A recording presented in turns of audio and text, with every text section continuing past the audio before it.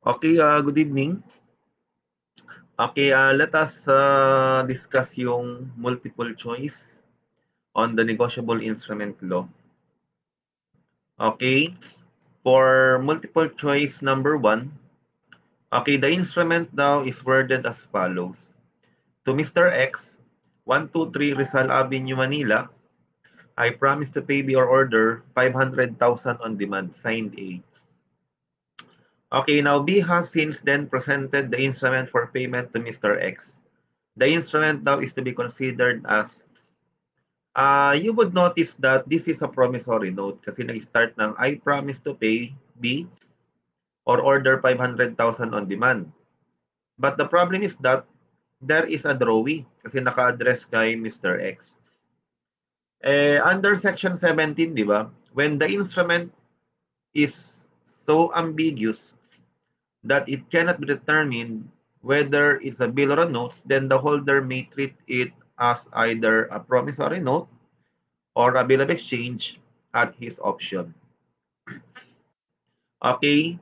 Pero sabi dito, since KB has since then presented the instrument for payment to Mr. X. Kaya kung nag-presentment for payment kay Mr. X, therefore, trinit yan as a bill of exchange. Pero kung presentment for payment kay A, it means trinit siya as a promissory note. Okay, that's why the answer here is letter D. It is a bill of exchange under the fact of the case since the instrument was presented for payment by B to X, thus showing his election. Okay, for multiple choice number 2, okay, admit the existence of the payee and his then capacity to endorse is a warranty of. Okay, ang nag-admit ng existence ng payee and his capacity to endorse is maker, okay, drawer, saka yung acceptor. Okay? Ang sagot is letter D, all of the above.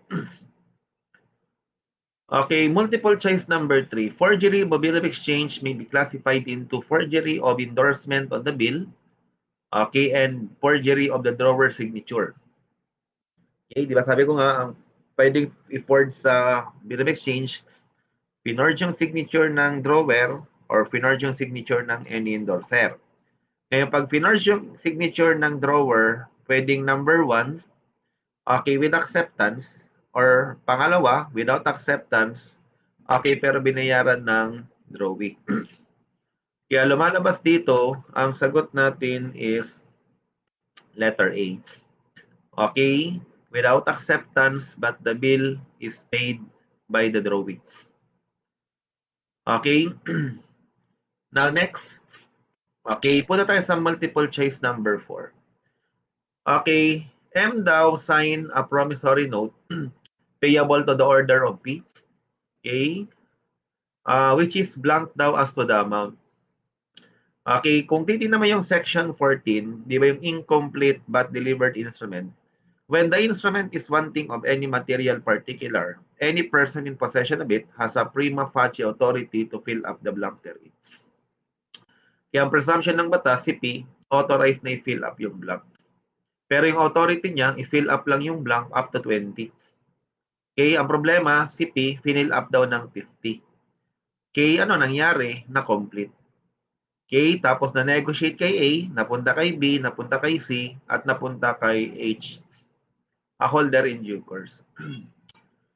Okay, now, ang question dyan, di ba pag holder in due course ka, yung defense ng section 14 is just a matter of a personal defense that it cannot be set up against a holder in due course. Kasi ang sabi ng section 14, after completion, the instrument is negotiated to a holder in due course. It becomes valid and effectual for all purpose in his hand, and he may enforce it as if it has been filled up strictly in accordance with the authority given and within reasonable time.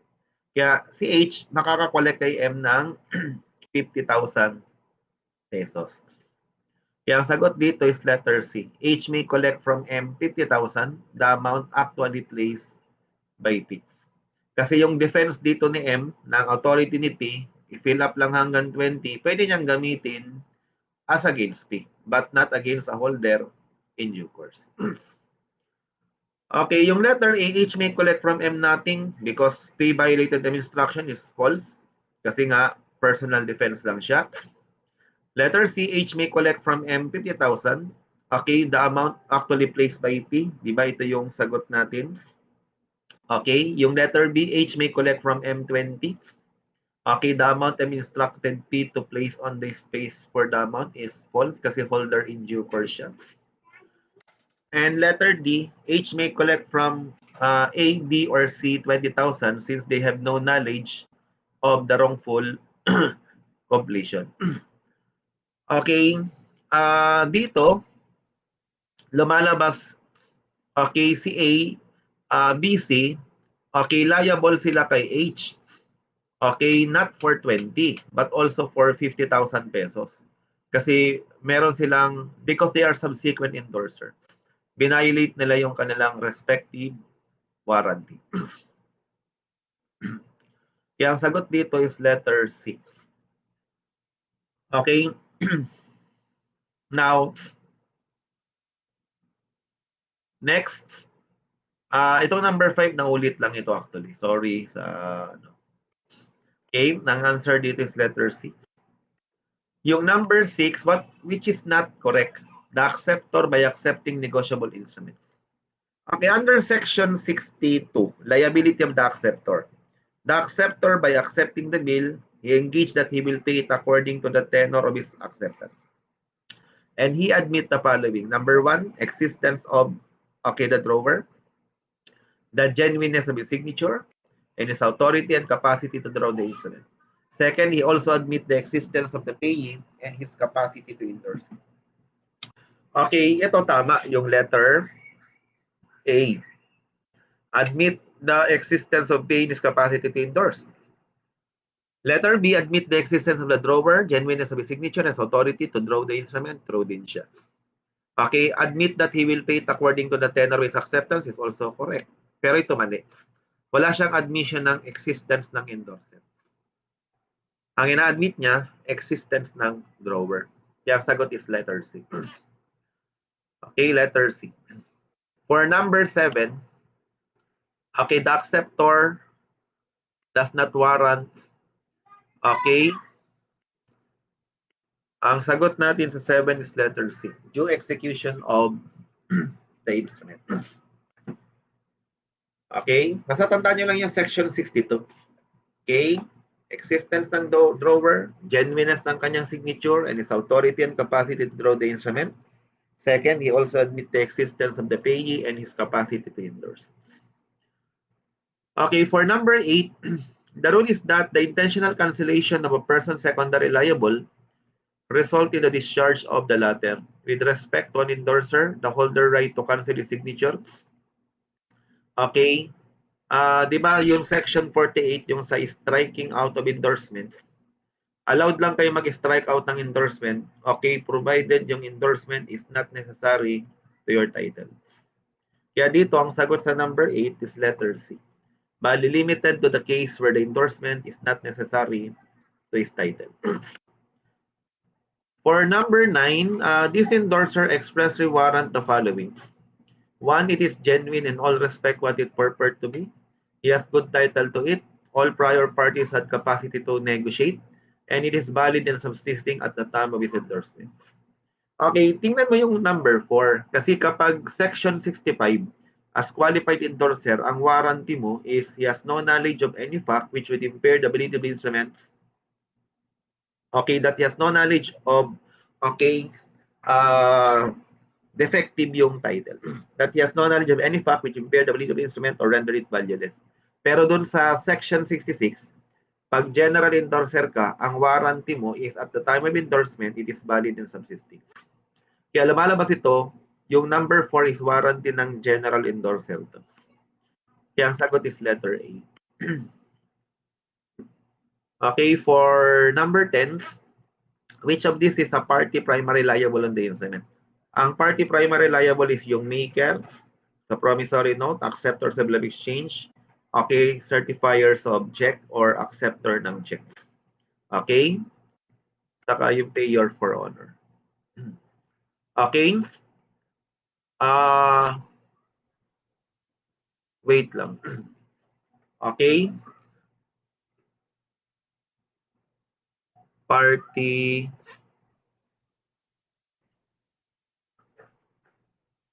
Okay, ang sagot natin sa number 10, syempre di yung party primary maker, okay, acceptor, okay, tapos certifiers ng check or acceptor ng check. Okay, kaya dito ang sagot natin sa number 10 is letter E, none of them. Kasi ano to eh, party secondary liable, party secondary liable, party secondary liable. Okay, kaya none of them. Okay, next, number 11. Under which of these circumstances may the instrument be regarded as either a promissory note or a bill of exchange? Now, doon sa section 17, di ba? Meron tayong isang instance doon. Okay, na pwedeng i-treat ng holder yung instrument as bill of exchange or promissory note at his option. Okay, kapag ambiguous yung instrument. Pero sa section 130, meron tayong tatlong nakalagay doon. Una, when the drawer and the drawee are the same person, when the drawee are fictitious person, or when the drawee has no capacity to contract. Okay? Kaya dito, ang sagot natin is letter E. All of the above. Yan yung una, drawer, drawee, same person, drawee, fictitious, okay, person or fictitious name, drawee without capacity to contract. Yan yung section 130. Ito yung section 17. When there is a doubt as to whether the instrument is a bill or ano. Okay, for number 12, a promissory note, a promissory note where A is a maker payable to the order of B is negotiated to C, D, E, F, G, and H, who is now the holder. On maturity date, H presented for payment to A, who could not pay. H then gave notice of dishonor to F and E. Okay, we in turn gave notice of dishonor to D and C. Which of this statement is not correct? Okay? Ang tinahanap natin dito, okay, is not correct. Okay? Now, tingnan muna natin yung illustration.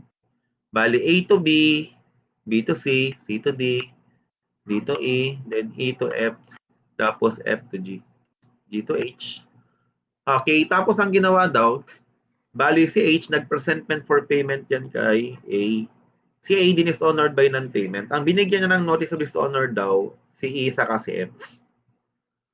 Tapos si E, okay, F and E, nagbigay ng notice of dishonor kay CB. Okay? Ngayon, ang tinatanong is false. Okay? Letter A, tingnan natin, C can give a valid notice to B. Pwede ba siyang magbigay ng notice dito? The answer is yes. Kasi party entitled na siya to give notice. Kasi pwede siyang i-compel ng holder to pay. Kasi naka-receive siya ng notice of dishonor. Pero yung letter B, notice of dishonor given by E to D and C, okay, inure to the benefit of H only. False ito. Kasi lumalabas yung notice of dishonor given by E to D will benefit F and H. The notice of dishonor given by E to C will benefit D, F, and H. Pero walang benefit sa part ni G kasi discharge. Okay, si G. Sapagat wala siyang na-receive na notice of dishonor. Kaya yung letter C, G is discharged from liability is true. Kaya ang false statement dyan is letter B.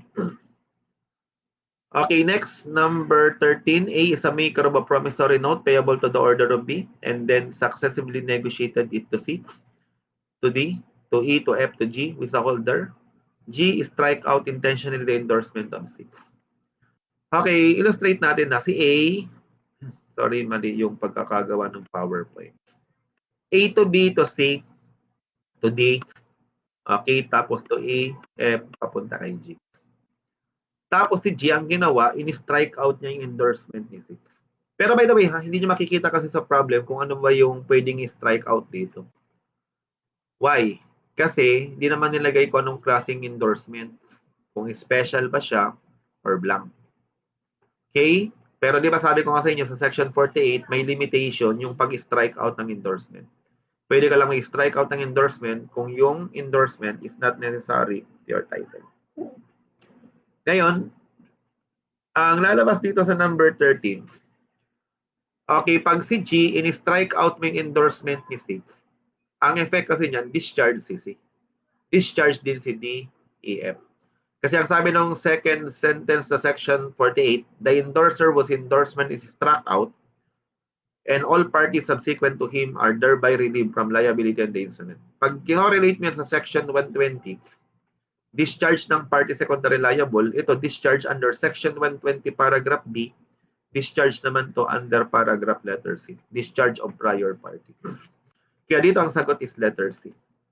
Yung A mali, syempre, hindi lang si C ang discharge. Discharge din si D, E, F. Tapos, A and D, okay, are discharged but not E and F. False yan, syempre. Discharge tong mga te. No one is discharged because the problem does not say that the striking of the endorsement was before or after maturity of the instrument. Okay? False din siya. Kasi wala namang irrelevant yun kung before or after maturity of the instrument yun. Okay? Kasi party secondary liable ang pinag-uusapan, di naman discharge of instrument. Okay, pero yun nga lang, sabi ko dito sa problem, hindi mo makikita kung pwede mo bang strike out kasi walang binanggit kung special or blank endorsement. I-assume na lang natin na pwede kayong mag-strike out ng endorsement. Okay, for multiple choice number 14, a bill of exchange payable 30 days after site is addressed to X, a drawee, payable to the order of Y for 100,000, where Z appears to be the drawer. Y negotiate to A, alter the amount from 100,000 to 400, and then negotiate to B, and B to C, choose the statement which is correct. Tingnan mo to, si drawer, si Z, X yung drawee. Nag-draw daw si drawer, di ba, ng 100,000. Ang problema, si Y in-endorse kay A. Tapos si A, ang ginawa daw, inalter. Yung 100,000, ginawang 400. Na-negotiate kay B, napunta kay C. Okay. Ngayon, okay, ano ba yung correct statement dito? Bali sa number 14. Okay, tingnan natin. Letter A, C can only recover from B 400,000 if is a holder in due course. Okay, false yan. Okay, false itong letter A kasi kay C lang daw eh. Only recover kay B lang, hindi. Pwede mong habulin yan, of course. Si X, pwede mong habulin yan based on the original tenor. Okay, tapos ito, si A, pwede kong habulin. Okay, for the altered amount mismo. Kasi siya yung nag-altered. Okay, saka ito, si B, ay subsequent endorser. Yung letter B naman, okay, is even if C is not a holder in due course, he can recover from B 400,000 because the latter is endorser after the alteration. That is correct. Mahahabol ko ng 400,000 si B, saka si A dyan. Okay, kasi mga party sila, di ba apat yung binanggit kung hindi pwedeng mag-set up ng defense of material alteration. Yung okay, altered, nag-authorize, nag-consent, saka yung subsequent endorser. Letter C, Z as a drawer can be held liable for 400,000 by C if is a holder in due course is okay, false. Okay, kasi di ba liable ang sabi nga ng section 124 kasi pag yung instrument napunta sa holder in due course, okay, makaka-recover ka based on original tenor lang. Kaya mahahabol natin dito si say for okay, 100,000 lang. Okay? Kaya tama naman tong okay, letter D. 100,000. Kasi basta yung mga party prior to material alteration, original tenor. Pero si X, by the way, si X nga pala dito yung drawee. Kung wala pang acceptance, ang rule, hindi liable ang drawee. Kasi the drawee is liable only okay, the moment nagkaroon siya ng acceptance. Kaya dito ang sagot is true yung D, true din si D, kaya ang sagot is letter E. Kaya sa number 14, the answer is letter E. Number 15, a stranger to the instrument makes a material alteration changing the amount thereof from 100,000 to 400,000. This act is known as. Pag stranger ang nag-altered ng instrument, ang tawag is spoliation.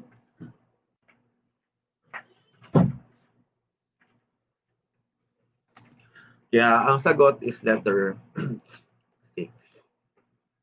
For number 16, the following are all modes of discharging negotiable instrument. Choose the exception. Section 119 ang tinatanong dito.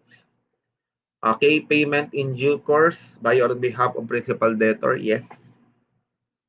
Payment made by or on behalf of the accommodation parties, false. Kasi ang sabi ng 119, payment in due course by or on behalf, paragraph A, di ba? Payment in due course by or on behalf of the principal debtor. Yung paragraph B is payment in due course by the accommodated party when it's made for his accommodation. Kaya dapat ang magbayad si accommodated, not the accommodation party. Kaya yung B is not correct. Itong intentional cancellation of instrument by the holder is paragraph letter C. By any act which discharge a simple contract for payment of money, makikita mo rin sa section 119 yan, paragraph letter D. Kaya ang sagot dyan is letter B. For number 17, the following are all requisite of an acceptance for honor. Choose the exception. Okay. Ang sagot natin dito is letter B, that the bill is already overdue. Now, okay, kasi dapat may consent ng holder. Tama naman to C. Kailangan meron siyang previous dishonor with acceptance or protested for better security. Okay, dapat total stranger siya. Okay, itong letter B ang sagot natin. Not overdue dapat. Okay. For number 17A, pakicheck nyo na lang kasi I think para nagkamali doon sa materials, doon sa notes niya. Okay, parang walang number to kaya ginawa ko na lang siyang A. First statement, the bill of exchange may be drawn payable to the drawer's own order. True naman. The acceptor for honor is only secondarily liable on the instrument is also true. Kaya letter A tayo. Both statement are true. Okay. Wait.